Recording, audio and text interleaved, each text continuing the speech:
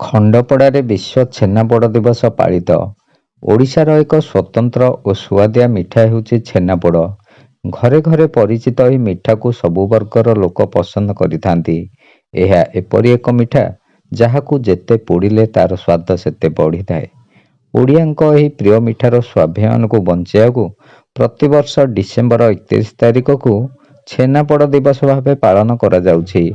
ଖଣ୍ଡପଡ଼ା ସହର ଆରାଧ୍ୟ ମା ଉମାଦେବୀଙ୍କ ପୀଠ ପରିସରରେ ଦଶପଲ୍ଲା ସ୍ଥିତ ବିଦ୍ୟାଧର ସାହୁ ଚାରିଟେବୁଲ ଟ୍ରଷ୍ଟ ପକ୍ଷରୁ ବରିଷ୍ଠ ସାମ୍ବାଦିକ ଜିତେନ୍ଦ୍ର କୁମାର ସାହୁଙ୍କ ସଂଯୋଜନାରେ ବିଶ୍ୱ ଛେନାପୋଡ଼ ଦିବସ ପାଳିତ ହୋଇଯାଇଛି।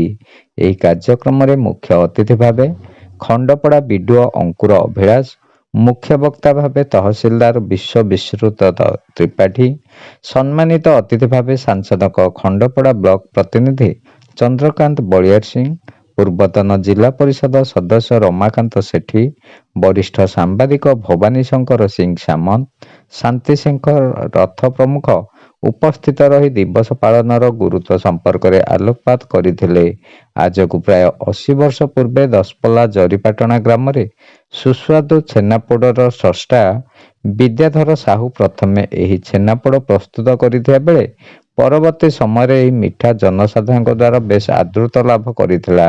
ଛେନାପୋଡ଼କୁ ଜିଆଇ ଟ୍ୟାଗ ମାନ୍ୟତା ସହ ଏହାର ସ୍ରଷ୍ଟା ଶ୍ରୀ ସାହୁଙ୍କ ତିରୋଧାନ ଦିବସ ଡିସେମ୍ବର 31କୁ ବିଶ୍ୱ ଛେନାପୋଡ଼ ଦିବସ ଭାବେ ବିଧିବଦ୍ଧ ଘୋଷଣା କରିବା ନିମନ୍ତେ ରାଜ୍ୟ ସରକାର ଦୃଷ୍ଟି ଦେବାକୁ ଅତିଥିମାନେ ମତ ଦେଇଥିଲେ। ଏ ଅବସରରେ ଛେନାପୋଡ଼ ପ୍ରସ୍ତୁତ କରି ସ୍ୱାବଲମ୍ବୀ ହୋଇପାରିଥିବା ଖଣ୍ଡପଡ଼ା ବ୍ଲକର ଜଗନ୍ନାଥ ପ୍ରସାଦ ପଞ୍ଚାୟତ ଅଧୀନ ଦରଦା ଗ୍ରାମର ରେଣୁବାଳା ବେହେରାଙ୍କୁ ଅତିଥିମାନେ ଉତ୍ତରୀୟ ପ୍ରଦାନ କରି ସମ୍ବୋଧିତ କରିଥିଲେ। ଅନ୍ୟମାନଙ୍କ ମଧ୍ୟରେ ଖଣ୍ଡପଡ଼ା ସହର ବହୁ ମାନ୍ୟଗଣ୍ୟ ବ୍ୟକ୍ତିବିଶେଷ, ଗଣମାଧ୍ୟମର ପ୍ରତିନିଧି ଓ ଛାତ୍ରଛାତ୍ରୀ ଉପସ୍ଥିତ ରହି କାର୍ଯ୍ୟକ୍ରମକୁ ଉପଭୋଗ କରିଥିଲେ। ଏ ଅବସରରେ ଟ୍ରଷ୍ଟ ପକ୍ଷରୁ ସମସ୍ତ ଅତିଥିମାନଙ୍କୁ ଉତ୍ତରୀୟ ପ୍ରଦାନ ପୂର୍ବକ ସମ୍ବୋଧିତ କରାଯାଇଥିଲା। ଖଣ୍ଡପଡ଼ାରୁ ପ୍ରଭାତ ପଶାୟତଙ୍କ ରିପୋର୍ଟ। ଆଜି ଡିସେମ୍ବର 31 ବିଶ୍ୱ ଛେନାପୋଡ଼ ଦିବସ। ଯିଏ ସ୍ରଷ୍ଟା ଅଛନ୍ତି ଦଶପଲ୍ଲା ଜରିପାଟଣା ଅଞ୍ଚଳର ବିଦ୍ୟାଧର ସାହୁ ମେମୋରିଆଲ ଚାରିଟେବୁଲ ଟ୍ରଷ୍ଟର ସଂଯୋଗ ହିସାବରେ ଖଣ୍ଡପଡ଼ାରେ ଆମେ ଏହାର ପାଳନ କଲୁ। ବାସ୍ତବରେ ଇତିହାସକୁ ବିକୃତ କରାଯାଇଥିଲା। ବିଦ୍ୟାଧର ସାହୁ ହେଉଛନ୍ତି ସ୍ରଷ୍ଟା। ସୁଦର୍ଶନ ସାହୁଙ୍କୁ ଯେଉଁ କ୍ରେଡିଟ୍ ଦିଆଯାଉଥିଲା ସେ ତାଙ୍କର ମଧ୍ୟମ ପୁତ୍ର, ଏଥିରେ କୌଣସି ଅସଙ୍ଗତି ନାହିଁ। କିନ୍ତୁ ବିଗତ ଦିନରେ ତାକୁ ଗୋଟେ ଦ୍ୱନ୍ଦ୍ୱ ସୃଷ୍ଟି କରାଯାଇ ସ୍ରଷ୍ଟାଙ୍କୁ କ୍ରେଡିଟ୍ ଦିଆ ନଯାଇ ଅନ୍ୟମାନଙ୍କୁ ଯେଉଁ କରାଯାଉଥିଲା ଯେଉଁ ଅପପ୍ରଚେଷ୍ଟା ତାର ଅନ୍ତ ଘଟିଛି। ରାଜ୍ୟ ସରକାର ମଧ୍ୟ ଜିଆଇ ମାନ୍ୟତା ଆବେଦନକୁ ଗ୍ରହଣ କରିଛନ୍ତି। ଖୁବ୍ ଶୀଘ୍ର ଏହାକୁ ଜିଆଇ ମାନ୍ୟତା ମଧ୍ୟ ମିଳିବ। ଆମର ଲକ୍ଷ୍ୟ ରହିଛି ଛେନାପୋଡ଼ ଯେହେତୁ ଆମ ଓଡ଼ିଶାର ଗର୍ବ ଏବଂ ଆମ ଦଶପଲ୍ଲା ଅଞ୍ଚଳ ଆମ ନୟାଗଡ଼ ଅଞ୍ଚଳରୁ ଏହା ସୃଷ୍ଟି ହୋଇଛି, ଏହାର ବ୍ୟାପକ ପ୍ରଚାର ପ୍ରସାର କରିବା ଏବଂ ଆମର ଉତ୍ତର ପିଢ଼ିକି ଜଣାଇବା। ଖଣ୍ଡପଡ଼ା ବକୀଲ ସଂଘର ଉପସଭାପତି। ଛେନାପୋଡ଼ ଦିବସ ଆଜି ଖଣ୍ଡପଡ଼ା ମା ଉମାଦେବୀଙ୍କ ପୀଠରେ ପାଳନ କରାଯାଉଛି। ଯାହାକି ଏଇ ଯେଉଁ ଛେନାପୋଡ଼ ବିଶ୍ୱବିଦିତ ଛେନାପୋଡ଼, ଯାହାକି ନୟାଗଡ଼ ଜିଲ୍ଲାର ହିଁ ସୃଷ୍ଟି। ନୟାଗଡ଼ ଜିଲ୍ଲାର ମାଛିପଡ଼ା ହେଉଛି ସବୁଠାରୁ ଛେନାପୋଡ଼ର ପ୍ରସିଦ୍ଧ। ଏଇ ଯେଉଁ ଛେନାପୋଡ଼ର ଅର୍ଥ ହେଲା ଗୋଟେ ସ୍ୱାଦିଷ୍ଟ ଜିନିଷ, ଯାହାକି ଖଣ୍ଡପଡ଼ା ନାମ ତୁଣ୍ଡେ ଉଚ୍ଚାରଣେ ସୀମନ୍ତ ହୋଇଲା ମଧୁର, ଖଣ୍ଡ ଖଣ୍ଡ ବୋଲି ମନେ ଲାଗେ ଭାଙ୍ଗି କେମିତି କରିବା। ଖଣ୍ଡପଡ଼ା ବୋଲି ଯେଉଁ ଜିନିଷଟା, ଖଣ୍ଡପଡ଼ା ନାଁ ଧରିଲେ ମିଠା ଲାଗେ। ତେଣୁ ଆଜି ଖଣ୍ଡପଡ଼ା ସେଭଳି ପବିତ୍ର ପଠାଣି ସାମନ୍ତଙ୍କ ମାଟିରେ ଆଜି ଯେଉଁ ଛେନାପୋଡ଼ ଦିବସ ପାଳନ କରାଯାଉଛି, ଏହାର କାର୍ଯ୍ୟକର୍ତ୍ତା ଯେଉଁମାନେ କରିଛନ୍ତି ସେମାନଙ୍କୁ ଧନ୍ୟବାଦ ଦେଉଛି। ଧନ୍ୟବାଦ ଦେଉଛି ସାମ୍ବାଦିକ ବନ୍ଧୁମାନଙ୍କୁ। ଏହା ସବୁ ବର୍ଷ ଆହୁରି ଅଧିକ ଭାବରେ ପାଳନ କରାଯାଉ ଏବଂ ଛୋଟ ଛୋଟ ପିଲାମାନଙ୍କୁ ଏଥିରେ ସାମିଲ କରାଯାଉ। ଏହା ବିଶ୍ୱ ଦରବାରରେ ତ ଖଣ୍ଡପଡ଼ା ନୟାଗଡ଼ ଜିଲ୍ଲା ହିଁ ସବୁଠାରୁ ଏହି ଛେନାପୋଡ଼ ଭାବରେ ପ୍ରସିଦ୍ଧ ହୋଇକି ଅଛି।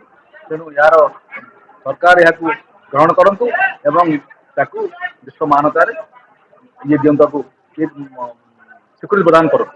ଏ ଛେନାପୋଡ଼ ଖଣ୍ଡପଡ଼ା ନୟାଗଡ଼ ଜିଲ୍ଲା। ନମସ୍କାର।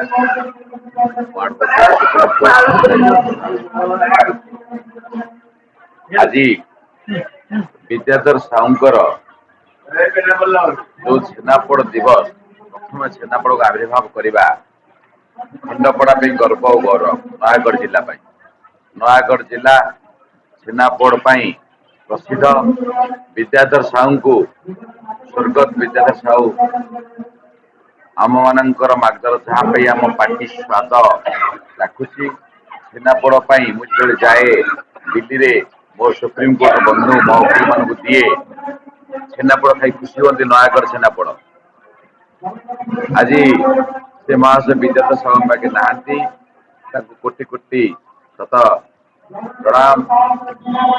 ଏ ଛେନାପୋଡ଼ ଦିବସ ସବୁ ବର୍ଷ ପାଳନ କରୁଥିବା ମୋର ସାନ ଭାଇ ଜିତୁ ଓ ତା ଭଲ ନା ପ୍ୟାରିମୋହନ ସାହୁ, ଜିତେନ୍ଦ୍ର କୁମାର ସାହୁ, ତାକୁ ଧନ୍ୟବାଦ ଦେବି ଯେ ଛେନାପୋଡ଼ ଦିବସକୁ ବଞ୍ଚାଇ ରଖିଛି ଆଉ ବିଦ୍ୟାଧର ସାହୁଙ୍କୁ ମନେ ପକାଇବା ପାଇଁ ଇଏ ଗୋଟେ ମାଧ୍ୟମ।